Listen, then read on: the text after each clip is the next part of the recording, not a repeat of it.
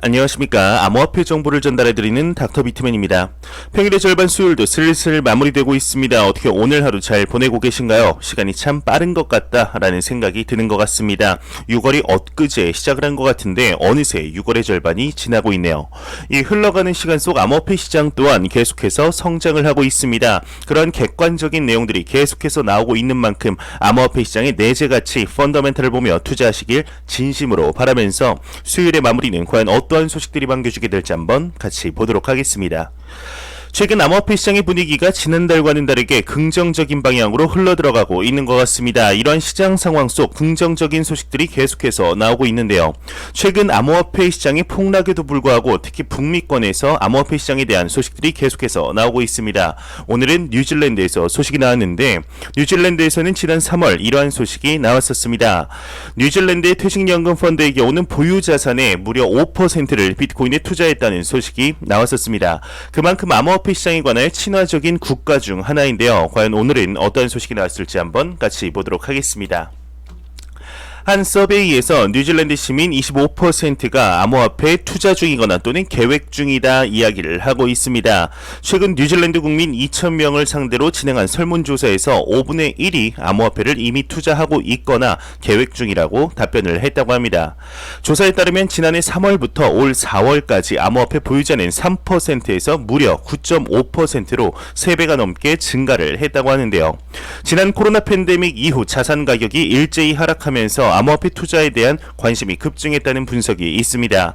뉴질랜드의 금융위원회 위원장의 경우는 지난 18개월간 디지털 자산 분야에서 투자자의 수가 빠르게 늘고 있다 이야기를 하며 이는 뉴질랜드 주식 외에 암호화폐 같은 투기성 자산에 대한 글로벌 투자 흐름 뒤따라가고 있다는 의미라고 이야기를 했다고 합니다. 현재 글로벌적으로 모든 사람들의 금융지식이 상향 평준화된 것이 사실입니다. 코로나 팬데믹을 시작으로 미 연준의 무제한적 양적 완화가 시작이 되며 엄청난 양의 달러가 풀리기 시작을 하며 달러의 가치는 하락하기 시작을 하였죠. 이러한 기조가 전 세계적으로 퍼지며 인플레이션의 위기에 직면해 있는 현 상황 속 조금이라도 금융에 관심이 있는 사람들이라면 이제는 법정화폐를 가지고 있는 것이 은행에 맡겨두기만 하는 것이 오히려 본인의 자산을 갉아먹는 일이라는 것을 깨닫기 시작을 한 것이죠. 이러한 상황 속 비대면 사회로 세상은 변하며 모든 것이 디지털화 되어가고 있습니다. 금융의 기본이라고 하는 화폐 또한 디지털로 바뀌어가고 있는 상황이죠. 암호화폐, 디지털 자산 시장은 막을 수 없는 자연스러운 흐름입니다. 지금 이러한 시기에 투자를 하고 있다는 것이 10년 뒤 인생을 돌아봤을 때 가장 잘한 일 중 하나가 될 것이라 확신합니다. 이러한 상황 속 개인의 인식뿐 아니라 기관 투자자들의 인식 또한 가파른 인식의 변화가 이루어지고 있는 것이 사실입니다. 네덜란드 소재 투자사에서 글로벌 헤지펀드 CFO들을 대상으로 설문조사를 진행했다고 합니다. CFO라는 것이 한 기업의 재무 담당 최고 책임자를 이야기하는데요. 암호화폐 시장의 펀더멘탈은 여전히 굳건한 것 같습니다. 내용 한번 같이 보도록 하겠습니다. 한 리서치에서 글로벌 헤지펀드의 2026년 자산의 7%를 암호화폐로 보유할 전망이다 이야기가 나왔다고 합니다. 암호화폐 전문 미디어 유투데이에 따르면 최근 네덜란드 소재 신탁투자사 인터트러스트의 경우는 글로벌 헤지펀드 CFO들을 대상으로 진행한 설문조사를 바탕으로 보고서를 작성하였다고 하는데요. 이 보고서를 통해 오는 2026년까지 글로벌 헤지펀드들이 자산의 7%를 암호화폐로 보유할 것으로 전망이 된다. 이는 약 3,120억 달러 규모이다라고 이야기를 하고 있습니다. 추가적으로 북미 지역 헤지펀드 CFO들의 경우는 암호화폐 자산 보유율을 10.6%로 점쳤으며 유럽 지역 헤지펀드의 경우는 암호화폐 보유 비율을 6.8%로 내다보며 상대적으로 보수적인 입장을 밝혔다고 합니다. 현재 글로벌적인 암호화폐 시장으로의 진출이 계속되고 있습니다. 글로벌 투자은행 골드만삭스에서는 이러한 소식이 나왔는데 지난 5월 골드만삭스에서 이러한 내용이 나왔었습니다. 암호화폐를 자산군이 아니라고 평가를 했던 골드만삭스의 경우는 비트코인의 자산 속성에 대하여 재평가에 나섰다. 추가적으로 암호화폐 관련 상품 공급 또한 늘려나갈 것이다 이야기를 했었는데요. 이에 관한 기사가 추가적으로 오늘 나왔습니다. 이더리움의 선물 옵션 거래를 제공할 계획이라고 하는데 내용 한번 같이 보도록 하겠습니다. 골드만삭스는 이더리움 선물과 옵션 거래를 제공할 계획이다, 이렇게 이야기를 하고 있습니다. 미국의 대형 투자은행이죠. 골드만삭스의 경우는 기관 투자자들에게 암호화폐 이더리움의 선물 옵션 거래 제공을 계획하고 있는 것으로 알려졌다고 합니다. 이 외에도 이더리움의 상장 지수 증권인 ETN의 거래의 중개자 역할도 이제 검토하고 있는 것으로 알려졌는데, ETN의 경우는 ETF랑 비슷하지만 조금은 다른 개념이죠. 하지만 문맥에 이해하는 데 있어서 ETF로 바꿔서 이해하셔도 크게 문제는 없습니다. 후에 ETF와 ETN의 차이에 관하여 한번 자세히 알려드리도록 하겠습니다. 네, 무트인 골드만삭스의 경우는 올 들어 시세의 급격한 움직임에 따라 암호화폐 시장으로의 재진입을 추진해 왔다고 합니다. 4월에는 올 2분기에 비트코인을 포함한 암호화폐 투자 상품을 부유층을 위한 자산운용사에 제공하는 것을 검토하고 있다는 보도가 나왔는데요. 추가적으로 또 다른 암호화폐 관련 투자를 검토하고 있는 것으로 보인다, 이야기를 하고 있습니다. 글로벌적인 투자은행들의 암호화폐 시장으로의 진입이 가속화되고 있습니다. 현재 이름만 들어도 어디서 한 번쯤은 들어봤을 만한 은행들 모두 암호화폐 시장에 진출을 하고 있습니다. 간단하게 이야기를 해보자면, 글로벌 투자은행 시티은행의 경우는 지난 5월 가상자산에 대한 직접적인 거래와 수탁 서비스 등 고객들에게 가장 좋은 서비스를 제공할 수 있는 방법을 검토하고 있다 밝혔었습니다. 미국의 가장 오래된 은행이죠. 뉴욕 멜론은행에서도 소식이 나왔었죠. 멜론 은행의 경우는 자산운용사 고객들에게 비트코인 등 암호화폐를 보유하거나 양도할 수 있는 서비스를 제공하겠다 밝혔었죠. 미국에서 두 번째로 오래된 은행인 스테이트 스트리트 또한 암호화폐 시장으로의 진출을 꾀했습니다. 스테이트 스트리트의 경우는 지난 6월 12일이죠. 디지털 금융 전담 사업부를 신설하며 암호화폐 시장으로의 진출 의지를 보였습니다. 이때 당시 CEO의 경우는 금융산업의 디지털화가 가속화되고 있으며 디지털 자산이 앞으로 5년간 우리 산업에 가장 큰 영향을 미칠 원동력이 될 것이라고 본다 이야기를 하면서 디지털 자산은 금융 서비스의 기존 틀에 빠르게 통합되고 있다 언급을 했었습니다. 이 외에도 모건 스탠리, 글로벌 투자은행 모건 스탠리뿐 아니라 JP 모건 또한 암호화폐 시장으로의 진입을 꾀하고 있는 중입니다. 이처럼 암호화폐 시장의 기관 투자자들의 경우는 초기 시장으로의 진입을 통하여 선점 효과를 누리려 노력하고 있는 것을 확인할 수가 있는데요. 이런 것들을 볼 때 현재의 암호화폐 시장이 완연한 초기 시장이라는 것을 확인할 수가 있는 것이죠. 암호화폐 커뮤니티를 보게 되면 암호화폐 시장이 이제는 끝난 것이 아니냐라는 이야기들이 나오고 있습니다. 하지만 절대로 끝난 시장이 아니죠. 아직 시작도 안 한 시장입니다. 이럴 때일수록 퍼드는 무시하며 팩트에 집중해야 될 때가 아닐까 생각이 듭니다. 현재 이러한 상황 속 글로벌 기관 투자자들의 투자 트리거를 당겼다고 평가받는 기관이 있습니다. 바로 마이크로 스트래티지인데요. 얼마 전 이러한 소식이 나왔었습니다. 비트코인의 추가 매수를 위하여 4억 달러 규모의 채권 발행 계획을 세웠었는데 이에 만족하지 못한 걸까요? 더욱더 거대한 자금 조달 계획을 세웠다고 합니다. 어떠한 계획인지 한번 같이 보도록 하겠습니다. 마이크로 스트래티지는 비트코인의 추가 매수를 위해 거액 자금 조달 계획을 세우고 있다고 합니다. 10억 달러 주식 발행을 지금 계획하고 있다고 하는데, 미국의 나스닥에 상장된 마이크로 스트래티지의 경우는 최대 10억 달러 상당의 주식을 발행해 앞으로 여러 차례에 걸쳐 판매할 것으로 알려졌다고 합니다. 하나로 대략 1조 1천억에 달하는 엄청난 규모인데요. 현 시점 마이크로 스트래티지가 보유하고 있는 비트코인의 양은 92,079개의 비트코인을 가지고 있는 것으로 알려지고 있습니다. 거의 비트코인의 홍보 기업이라고 해도 무방한 기업이죠. 과연 마이크로 스트래티지의 비트코인 투자 러시는 언제까지 이어지게 될까요? 또한 이러한 기관의 이제 계속되는 투자는 다른 기관 투자자들에게도 분명 영향을 주게 될 텐데요. 과연 이 기업이 암호화폐 시장에 미칠 영향력이 얼마나 될지 추가적인 내용 나오는 대로 바로 전달해 드리도록 하겠습니다. 현재 이번 연도 암호화폐 시장에 가장 큰 빅 이벤트가 하나 있습니다. 바로 비트코인 ETF인데요. 현재 비트코인 ETF의 경우는 캐나다와 브라질에서 승인이 나 있는 상황이지만 글로벌 금융의 중심인 미국에서의 승인 소식을 가장 기다리고 있는 것이 사실입니다.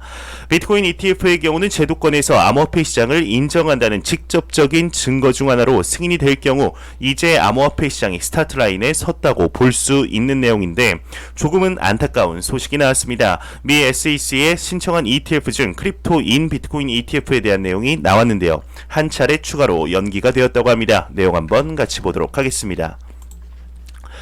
미 증권거래위원회 SEC는 크립토인 비트코인 ETF에 대한 판단을 또 연기를 했다고 합니다. 미 SEC의 경우는 크립토인이 신청한 비트코인 ETF에 대하여 7월 27일로 연기를 한다 밝혔다고 합니다.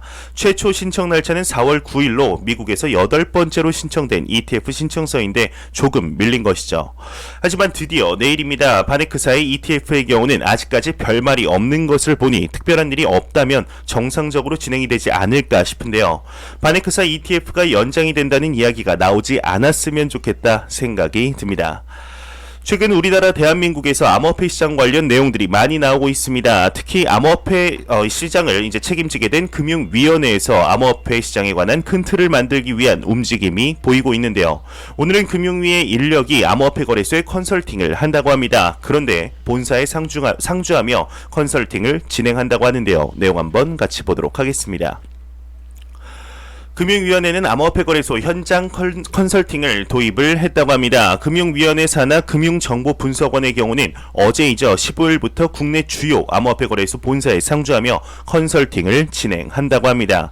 현장 컨설팅 기간은 약 7일로 7명의 인력이 각 거래소에 파견이 된다고 하는데 파견 인력의 소속은 금융위원회, 금융감독원, 과학기술정보통신부로 구성이 되었다고 합니다.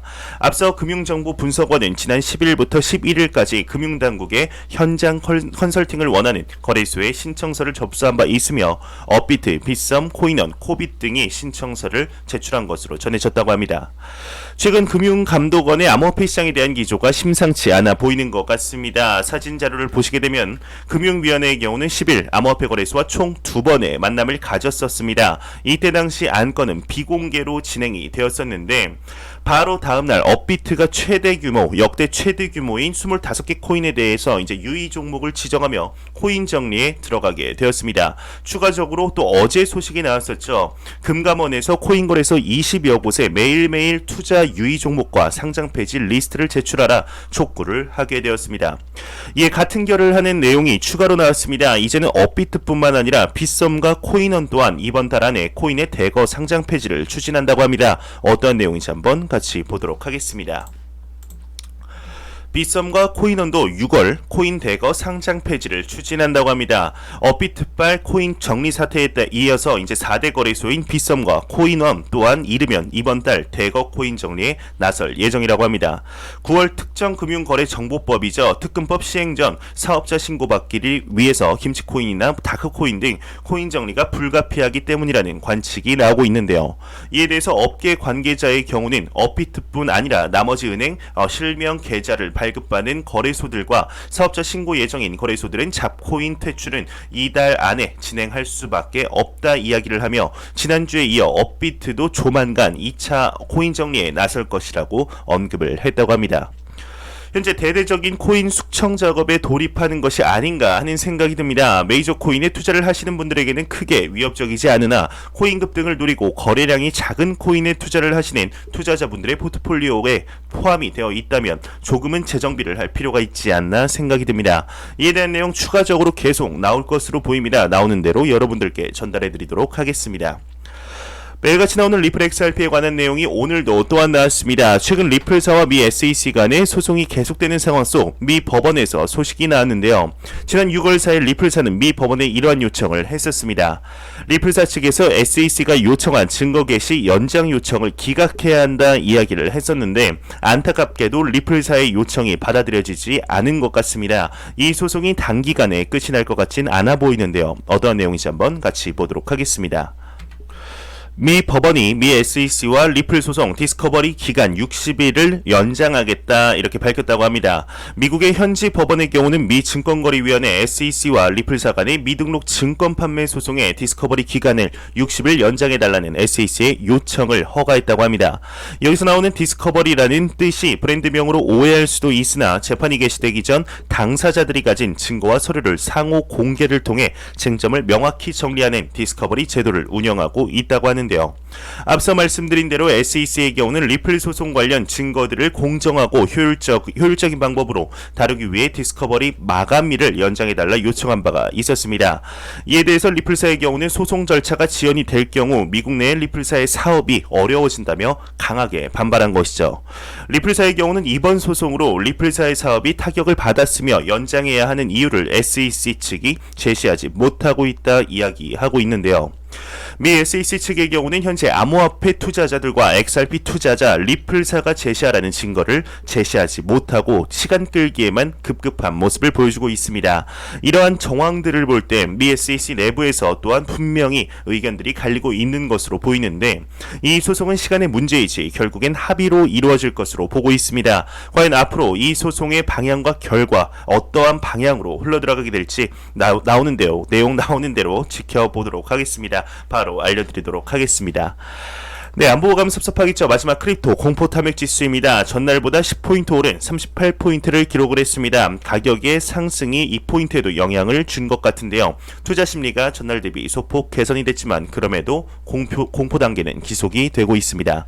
이 지수는 0이면 공포, 100이면 낙관을 의미하게 되죠. 제가 항상 말씀드리지만 절대로 암호화폐 시장에 단기적인 시각으로 접근하지 않으셨으면 좋겠습니다. 항상 장기적인 시각으로 여유 자금으로 대출받지 말고 분산 투자하며 리스크 관리를 통해서 길게 조금 더 여유를 가지며 투자를 하셨으면 좋겠습니다. 지금의 암호화폐 시장 완연한 기회의 장이라는 사실 절대 잊지 않으셨으면 좋겠습니다. 네, 그렇다면 마지막으로 코인마켓캡에서 가격 보고 마무리하도록 하겠습니다. 시가총액 1위의 비트코인의 경우는 전날 대비 0.54% 하락한 4,490만원대, 이더리움이 마이너스 4% 하락한 281만 9천원대, 3위의 테더의 경우는 지금 환율이죠. 1117원으로 전날과 크게 다르지 않은 모습을 보여주고 있습니다. 우리 게르게 코인 시가총액 7위의 리플 XRP의 경우는 이제 전날 대비 2.84% 하락한 971원대를 보여주며 비트코인의 더미넌스는 43.8%, 이더리움의 더미넌스 17.1%로 전날 대비 소폭 하락했지만 그래도 암호화폐 시장이 매우 강력한 비트코인의 시가총액 점유율을 볼 수가 있겠습니다. 제가 준비한 소식은 여기까지입니다. 영상이 도움이 되셨다면 구독과 좋아요 그리고 광고 한 편만 처음부터 끝까지 시청해 주시기 바랍니다. 이 채널은 오직 광고 수익으로 운영이 되게 됩니다. 항상 영상 시청해 주시는 시청자분들, 구독자분들 너무나 감사합니다. 저는 다음 영상으로 찾아뵙도록 하겠습니다. 지금까지 닥터 비트맨이었습니다. 감사합니다.